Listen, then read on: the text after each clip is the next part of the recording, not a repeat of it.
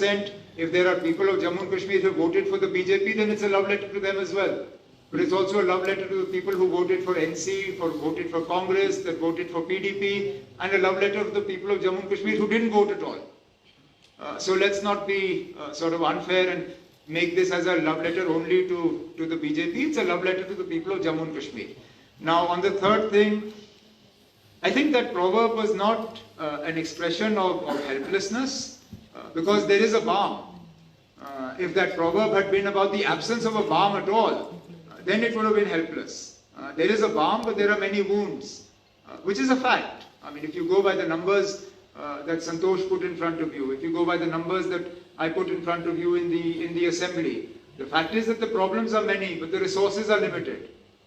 And that's why this budget was an exercise in trying to do the maximum good with the least deployment of resources.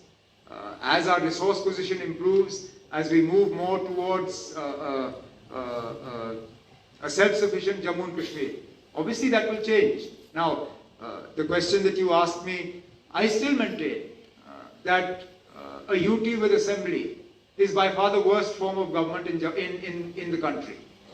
I have no hesitation in saying this. I've said this before, I'll say it again. There should only be two systems in this country. Either you have a UT without assembly, or you have a state. Because please remember, union territories were envisaged as territories that were too small to be states. That criteria does not apply to J&K. So, that's it? Okay. UNT news after that. First this. अंकित भट्ट हूँ TV9 Bharatvarsh से। आज budget पेश हुआ, आपने education और tourism को लेकर कई बातें की। सरकार का एक आंकड़ा है, उसमें कहा जाता है कि टूरिज्म जो पिछले 2 साल से है, 4 करोड़ लोग जो है वो जम्मू कश्मीर आए थे, टूरिज्म के हवाले से। लेकिन मैं थोड़ा सा इसमें इसको एक्सप्लेन करना चाहता हूँ। जी। हमने गिनने का तरीका थोड़ा बदल दिया है। अब हम लोगों को नहीं गिनते हैं, हम उनके विजिट्स को गिनते हैं। अब मिसाल के तौर पे आप आए, शादीशुदा हैं? बिल्कुल। बच्चे हैं? हाँ। कितने? बेटी है एक बेटी। ठीक है, आप 3 लोग हैं। जी। आप श्रीनगर छुट्टी के लिए गए, वो 3 विजिट हो गए। आप श्रीनगर से गुलमर्ग गए, वो 3 और हो गए। आप गुलमर्ग से सोनमर्ग गए, 3 और। आप सोनमर्ग से पहलगाम गए, 3 और। तब जाके हम उस नंबर पे आ जाते हैं जो नंबर हमने आपको दिया। इसलिए मैंने ये नहीं कहा कि इतने लोग आए, मैंने कहा इतने विजिट्स हुए। विजिट्स हम डेस्टिनेशन वाइज गिनते हैं, जो गवर्नमेंट ऑफ इंडिया के टूरिज्म फिगर्स का भी इसी तरह जो है काउंट होता है। तो हम ये नहीं कह रहे हैं कि यहाँ 4 करोड़ लोग आए, हम ये कह रहे हैं कि इतने विजिट्स हुए, इतने साइट्स पे जो हैं लोग आए। ठीक है सर, मेरा सवाल ये है कि क्योंकि कश्मीर में टूरिस्ट आ भी रहे हैं, जम्मू में श्री माता वैष्णो देवी में आ रहे हैं, लेकिन जैसे रजौरी पुंछ है, पीर पंचाल इलाका है, आने वाले समय में गवर्नमेंट किस तरीके से प्लान करने वाली है ताकि टूरिज्म के हवाले से इन इलाकों में ज्यादा से ज्यादा लोग टूरिस्ट आ सके। दूसरा अहम सवाल ये है कि जब आपका मैनिफेस्टो आया उसमें कहा गया कि 200 यूनिट फ्री दी जाएगी।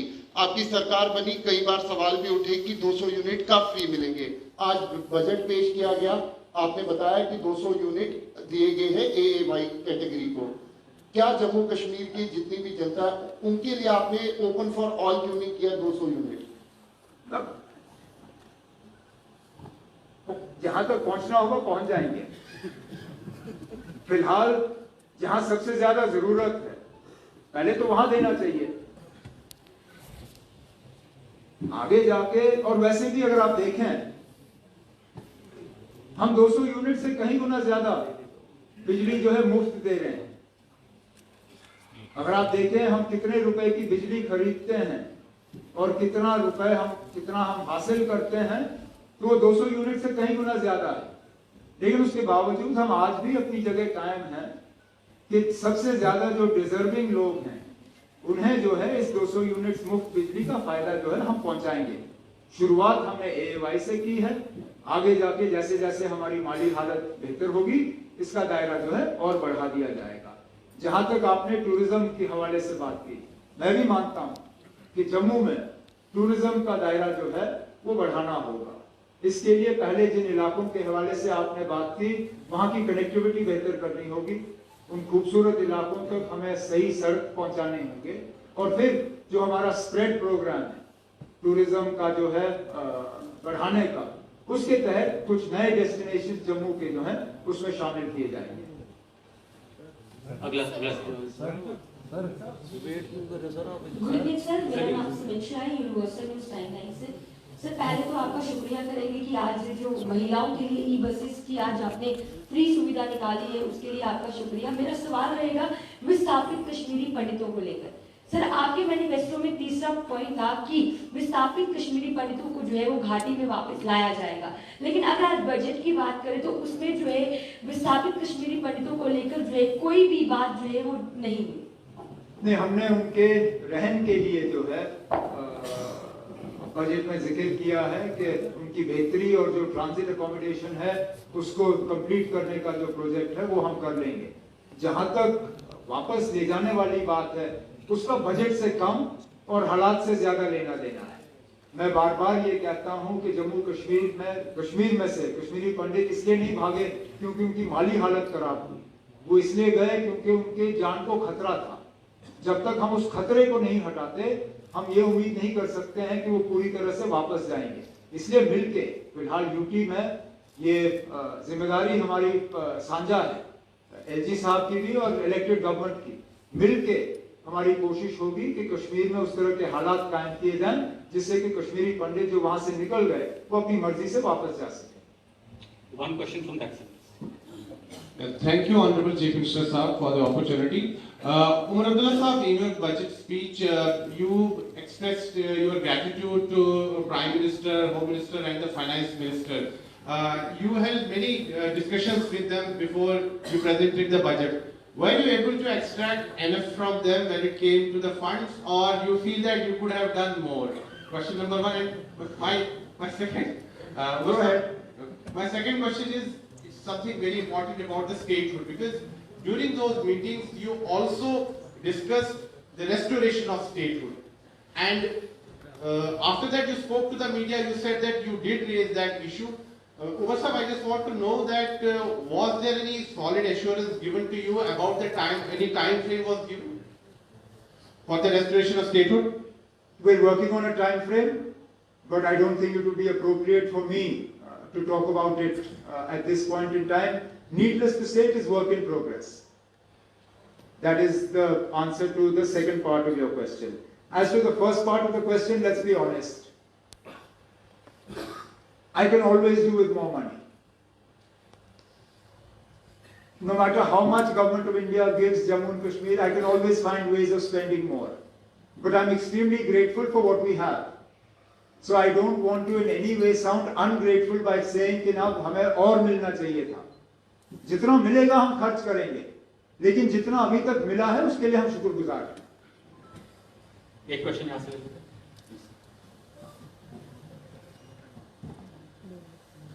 Good evening mister chief minister, मैं विशाल हूँ यूएनए न्यूज एजेंसी से। सर मेरे दो सवाल हैं। पहला स्पेसिफिकली रिलेटेड टू स्पोर्ट्स है। स्पोर्ट्स सेक्टर की सर आपने बात की है। सर मैं आपसे ये जानना चाहूँगा, जैसे आज आपने कहा कि 2 नए स्विमिंग पूल जो है वो जम्मू कश्मीर में जो है बनाए जाएंगे। पहले तो मैं ये जानना चाहूँगा कि ऑलरेडी एग्जिस्टिंग हमारा स्विमिंग पूल है जिसकी रिवैम्पिंग हो रही है एमए स्टेडियम में, क्या वो इसी बजट में कंप्लीट होगा? दूसरा सवाल मेरा आपसे ये है कि आपने कोचेस की जो है स्पेशलाइज्ड ट्रेनिंग की बात कही है आज, टू एनहांस देयर कैपेबिलिटीज।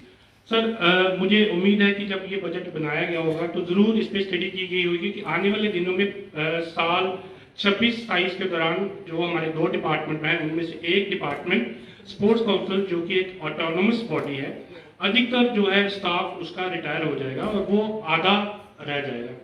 क्या ये आने वाले दिनों में आपकी सरकार का कंसिडरेशन रहेगा कि उस डिपार्टमेंट को भी यूथ सर्विस डिपार्टमेंट के साथ मर्ज करके इस सेक्टर को और मजबूत किया जा सके? दूसरे सवाल का जवाब मैं पहले दूं। फिलहाल मर्जर का कोई प्रपोजल मेरे पास नहीं आया है, ना इस पे कोई बात हुई है, और ये मैं पहली मर्तबा सुन रहा हूं कि इस पे हमें सोचना भी चाहिए। फिलहाल इसमें कोई ऐसी बात नहीं आई है जिसपे कि हम सोचें कि youth services and sports department को स्पोर्ट्स काउंसिल के साथ जो है मर्ज करना है। जहां तक आपने इंफ्रास्ट्रक्चर की बात की, जैसे मैंने बजट स्पीच के दौरान कहा, हम एक नया जाल स्पोर्ट्स इंफ्रास्ट्रक्चर का जो है पूरे जम्मू कश्मीर में बिछाने पे वादाबंद हैं। उसमें से 2 चीज़ों का आपने जिक्र किया, एक श्रीनगर और जम्मू के लिए नए इंटरनेशनल क्वालिटी के स्विमिंग पूल वो कायम किए जाएंगे, और आपने पूछा कि क्या जम्मू वाला जो है टाइम पे कंप्लीट होगा, बिल्कुल होगा। सर, बजट से हटके मेरा और एक सवाल है कि आपको नॉमिनेट किया गया है प्रधानमंत्री द्वारा अगेंस्ट ओबेसिटी कैंपेन में। सर, जम्मू कश्मीर में बतौर चीफ मिनिस्टर आप इस कैंपेन को अग्रेसिवली किस तरह आगे लेकर जाएंगे सर?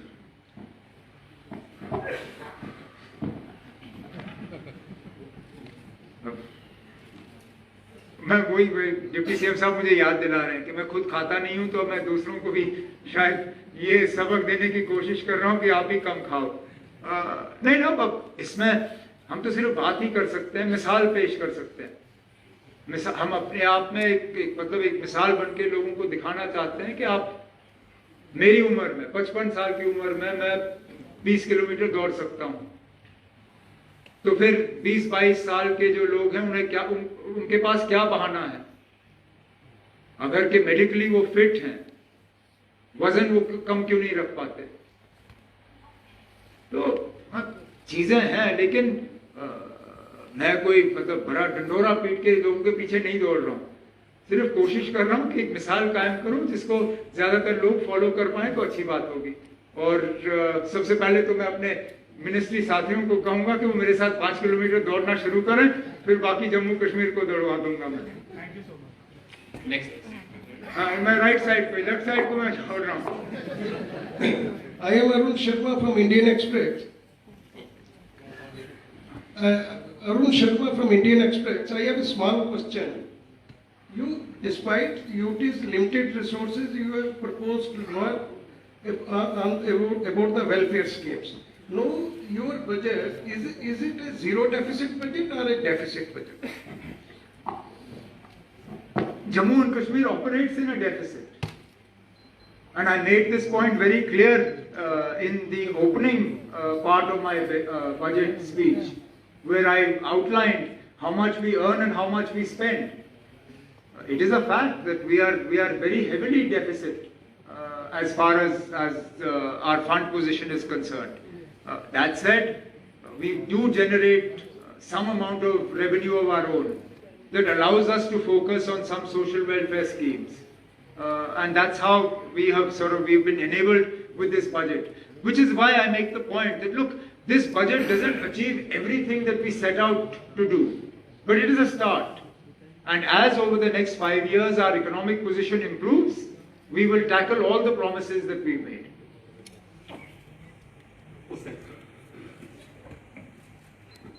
सीएम साहब नमस्ते, मैं पंकज यूनियन से।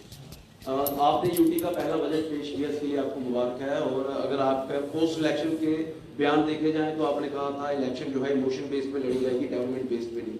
और आज का बजट जो है आप डेवलपमेंट पे बात कर रहे हैं, लेकिन इसी बीच आपने 3 ऐसे मंत्री जो है जम्मू से दिए, क्योंकि कहीं ना कहीं आपकी पार्टी को लगता था कि जम्मू के साथ जो डिस्क्रिमिनेशन हो रहा है उससे पूरा होगा, जिसको आपने भी अच्छे तरीके से प्लेटफॉर्म पे रखा, ऑनरेबल डिप्टी सीएम साहब ने भी रखा। लेकिन अभी देखा जा रहा है कि उनकी तरफ से महाराजा साहब के प्रति ऐसा कमेंट आया है जिसमें हर जगह जो है जम्मू में प्रोटेस्ट हो रहे हैं। इसके साथ साथ महाराजा डॉक्टर करण सिंह की तरफ से भी एक बयान आया है। आप कैसे देखते हैं इस कॉन्फ्लिक्टेड और कंट्राडिक्टरी जो हिस्ट्री है उसको मद्देनजर? कोई कॉन्ट्राडिक्टरी नहीं है ना, जम्मू कश्मीर की हिस्ट्री जो है वो है,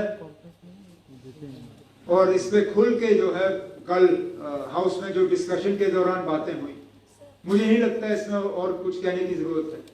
असेंबली के अंदर जो बातें हुई वो रिकॉर्ड पे हैं, उससे ज्यादा कहने की जरूरत नहीं है।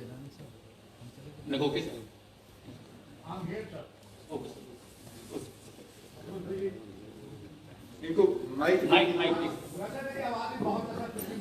कोई नहीं, आप माइक ले लीजिए, क्योंकि आपके पीछे जो बैठे हैं वो सुन नहीं पाएंगे। मुख्यमंत्री जी, एक चुनाव आयोग ने लोकसभा के चुनाव की तिथियों में बहुत बड़ी गलती की थी कि कुछ ऐसी तारीखें दे दी जब 2 जो धर्म होते हैं उनकी डेट थी, उन्होंने उसको वापस लिया। कल जब मैंने आपको लगातार देख रहा हूं, कल मैं आपको सजदा करता हूं जिस तरह आपने एक घूंट पानी भी नहीं पिया, क्योंकि मुकद्दस महीना है और आपने रमजान में रोजा रखा था। शायद आप पहले वित्त मंत्री चीफ मिनिस्टर हैं जो पूरा देश को मैंने देखा, वो 4-4 गिलास पानी पीते थे। बहुत अच्छा किया आपने सर। इसलिए पीने का बहुत दिल किया। बिल्कुल सर। एंड मुख्यमंत्री जी, दूसरी बात यह है, यहां फिर गलती की। ये एक मुकद्दस महीना है और हम सभी जानते हैं जम्मू कश्मीर में सबसे ज्यादा जो देश के बहुसंख्यक हैं वो जम्मू कश्मीर के अल्पसंख्यक हैं। Am I right, sir? मगर बावजूद इसके सबसे ज्यादा, अगर रमजान का पूरे देश में, विश्व में मनाया जाता है, सबसे ज्यादा संख्या अगर भारत में इसे मुस्लिम साइड की है तो जम्मू कश्मीर से है। ऐसे में माननीय मुख्यमंत्री जी, क्या ये बजट का आगे पीछे डेट नहीं हो सकता था? आपको फिर कल जवाब देना। एक मेरी और चीज है, इसी स्थान पर हमारे जम्मू कश्मीर के महामहिम उपराज्यपाल ने बहुत बात हुई, खाजा साहब वालों ने बहुत कहा 4th क्लास के ऊपर जो डेली वेजर है सर, तो महामहिम उपराज्यपाल ने यहीं पर कहा था सर कि हमारे पास बिहार से ज्यादा डेली वेजर है, हम इनको परमानेंट नहीं कर सकते। It's on the record sir. तो इसमें भी, क्योंकि अब आप मुख्यमंत्री हैं, लोकप्रिय सरकार है, निर्वाचित हुए हैं, साथ ही बॉलीवुड के भी बहुत पीछे बात हुई थी सर। बॉलीवुड यानी पंजाब का आना चाहता है, साउथ वाले आना चाहते हैं सर, और वादी कश्मीर के साथ और जगहों पर वो निराश में है। आपके पास आप मुंबई गए थे, शायद आपको कुछ मिला। मेरी इतनी ही जानकारी चाहता हूं। बहुत धन्यवाद। सॉरी, आपका दूसरा सवाल क्या था?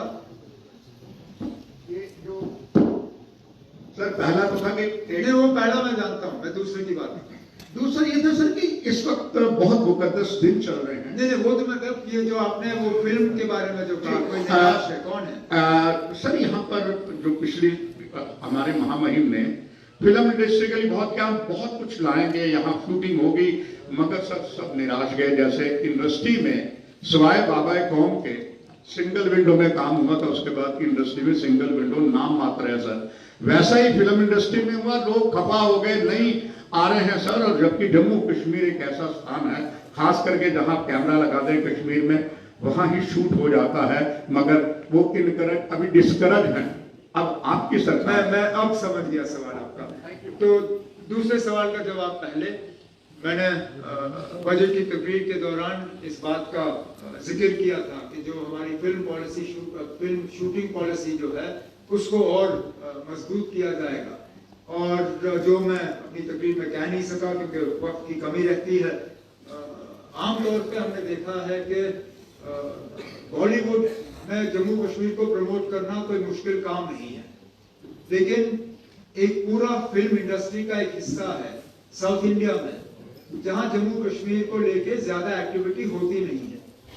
हमारी कोशिश रहेगी कि सदर्न फिल्म इंडस्ट्री जो है, आंध्रा, कर्नाटका, तमिलनाडु, केरला, यहाँ की फिल्म इंडस्ट्री अगर जम्मू कश्मीर आके शूटिंग करना शुरू करे, इससे हमें दो फायदे होंगे। एक तो शूटिंग का यहाँ पे जो इस्तेमाल होगा वो तो होगा ही होगा, लेकिन वहां फिर टूरिस्ट जो हैं, आज भी अगर आप देखें तो हमारे ज्यादातर टूरिस्ट गुजरात, वेस्ट बंगाल, महाराष्ट्र, मध्य भारत से आते हैं। साउथ इंडिया से टूरिस्ट जम्मू कश्मीर कम आते हैं।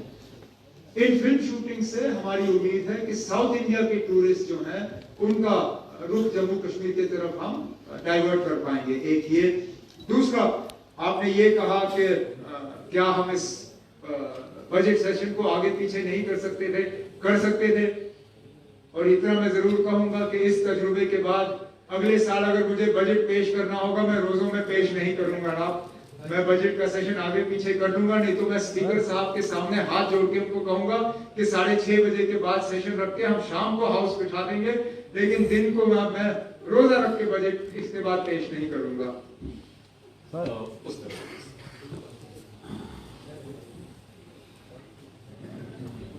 Sir, myself Adarshpal Gupta, EP news live. Sir, development के नाम पे एग्रीकल्चर लैंड जो जा रही है उसकी प्रोटेक्शन के लिए क्या कर रहे हैं आप? दूसरा, सुधीर जी के सवाल को मैं आगे बढ़ाऊंगा। प्रेस के लिए आपने बात कही तो आपने एक रिप्रेजेंटेशन भी आपको दी थी। 2019 से लेके अभी तक एडवर्टीजमेंट के रेट्स भी बढ़े, महंगाई आसमान पे चली गई है, प्रेस की प्रॉब्लम्स बहुत ज्यादा है। आपसे मुलाकात भी की थी हमने, अपने सोचा था शायद बजट में कुछ चीजें आप सामने रखेंगे, तो उनके बारे में आगे देखेंगे ना। बजट ही सारा कुछ नहीं है ना, बजट के बाद भी कुछ ऐलानात हो जाते हैं, कर लेंगे कुछ ना कुछ। जहाँ तक एग्रीकल्चरल लैंड, हम भी जानते हैं और हम भी चाहते हैं कि एग्रीकल्चरल लैंड जो है नॉन एग्रीकल्चरल पर्पसेस के लिए कम ही इस्तेमाल हो। लैंड यूज कन्वर्जन की जो पाबंदी है वो है, और इतना आसान नहीं है लैंड यूज कन्वर्जन करना, लेकिन अब आबादी भी बढ़ रही है, लोगों को मकान भी बनाने हैं, अपने बच्चों को भी बसाना है, तो कहीं ना कहीं हमें इन चीजों को बैलेंस करना होगा। कम से कम एग्रीकल्चरल लैंड जो है उसका यूज ट्रांसफर हो, ये हमारी हमेशा कोशिश रहेगी। ABP news. सर मेरा नाम अजय है, मैं एबीपी न्यूज से हूँ। छोटा सा सवाल है सर, इस बार आपके बजट से जो है जम्मू कश्मीर पुलिस ने आपका बजट बनाने का लोड थोड़ा कम कर दिया है सर, आपको इस बात की खुशी है या मजाक है? पैसे बच गए, खुशी है। व्यक्तिगत रूप से मेरे पुलिस पे कंट्रोल नहीं है, उसका गम है। आ जाएगा तो अच्छी बात है, दोनों चीजें संभाल लेंगे।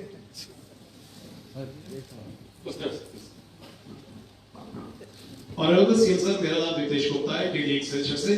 सर मेरा सवाल स्पोर्ट्स के रिगार्डिंग है कि स्पोर्ट्स को बढ़ावा देने के लिए केंद्र सरकार भी कई कदम उठा रही है और राज्य सरकार की तरफ से भी कई इसी दिशा में कई कदम उठाए जा रहे हैं, लेकिन बेसिक इंफ्रास्ट्रक्चर की बात करें, अगर हम अपने जम्मू के मौलाना आजाद स्टेडियम की बात करें, यहाँ पर रिंग को लेकर, जो यहाँ पर स्केटिंग को लेकर रिंग है, उसकी काफी समय से खस्ता हालत है, कई जो एथलीट्स हैं वो जख्मी भी हुए हैं, लेकिन उसकी तरफ कोई ध्यान नहीं दिया जा रहा।